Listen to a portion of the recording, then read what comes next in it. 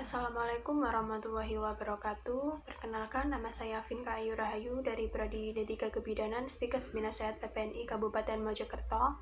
Di video kali ini saya akan membuat tentang manajemen atonia uteri. Nah, atonia uteri sendiri adalah suatu kondisi di mana setelah plasenta lahir, uterus tidak dapat berkontraksi atau uterus teraba lembek. Nah, untuk tindakan yang harus dilakukan yaitu adalah persiapan alat. Nah, untuk persiapan alat sendiri, alat-alat yang disiapkan adalah sebagai berikut.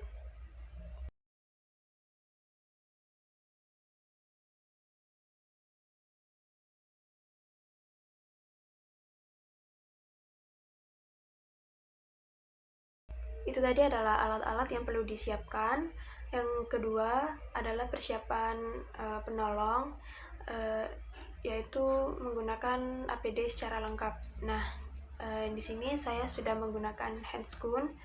Harusnya menggunakan handscoon panjang juga, akan tetapi saya tidak punya. Kemudian yaitu menggunakan kacamata Google. Ibaratkan ini adalah kacamata Google.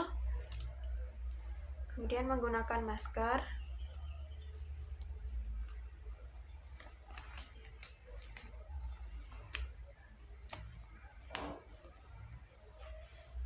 Selanjutnya yaitu menggunakan celemek, alas kaki dan penutup kepala. Akan tetapi di sini saya tidak punya, sehingga saya tidak menggunakannya. Untuk tindakan yang pertama yaitu adalah KBI atau kompresi bimanual interna. Yang dilakukan yaitu adalah ibaratkan ini adalah pasien.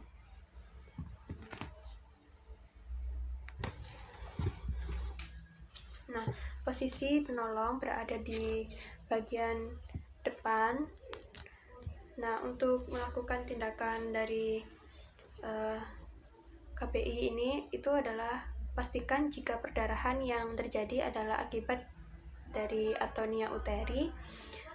Kemudian untuk langkah-langkahnya yaitu memasukkan tangan kepada dalam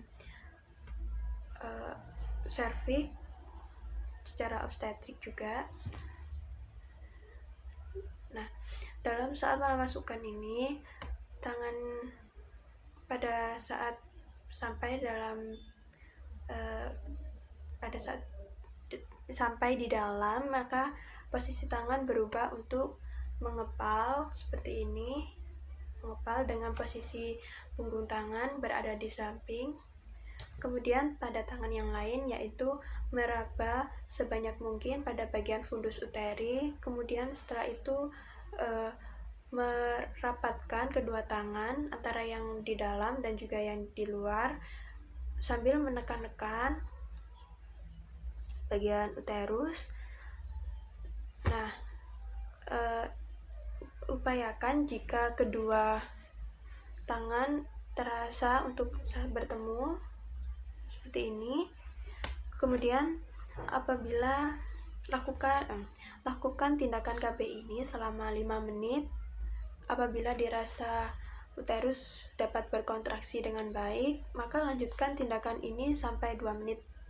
Nah, kemudian apabila dirasa uterus masih belum teraba atau masih mengalami perdarahan atau teraba lembek, maka tindakan yang perlu dilakukan yaitu manajemen itu KBE. Nah, untuk kompresi bimanual eksterna sendiri yaitu keluarkan tangan perlahan, kemudian ajarkan kepada keluarga pasien untuk melakukan teknik kompresi bimanual eksterna dengan cara 3 jari merapat antara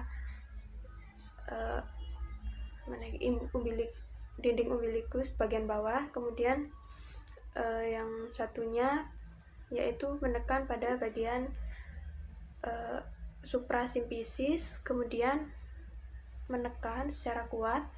Usahakan antara jari kanan dan kiri saling bertemu. Lakukan secara terus-menerus. Sementara itu penolong atau bidan memasang infus dan juga mentrip ergometrin ke dalam cairan infus. Nah, apabila dirasa pada saat melakukan KBE uterus dapat berkontraksi, maka lanjutkan untuk tindakan KBI. Nah, untuk apabila dirasa uterus masih belum teraba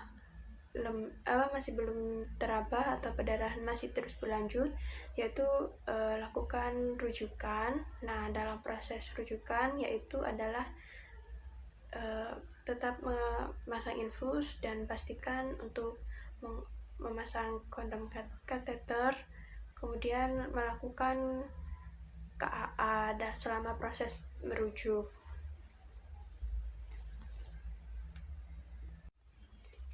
Nah, untuk tindakan KAA sendiri yaitu selama proses merujuk, usahakan posisi pasien atau posisi penolong sejajar dengan pasien.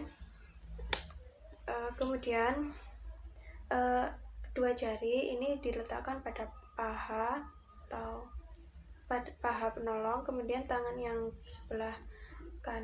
sebelah kanan yaitu menekan pada dinding umbilikus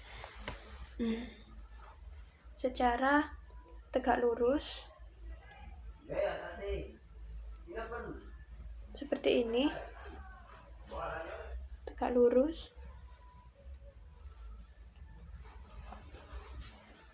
Nah, lakukan tindakan tersebut sampai ke tempat rujukan.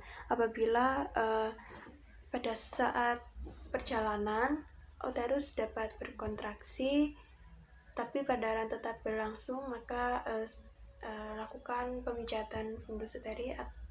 Anjurkan pada asisten untuk melakukan massase pada fundus uteri. Nah, perlu dipantau juga untuk keadaan pasien seperti TTV dan lain-lain sampai ke tempat rujukan seperti itu. Nah, mungkin itu saja yang bisa saya jelaskan pada video manajemen atonia uteri kali ini. Kurang lebihnya saya mohon maaf yang sebesar-besarnya. Saya akhiri video kali ini. Wassalamualaikum warahmatullahi wabarakatuh.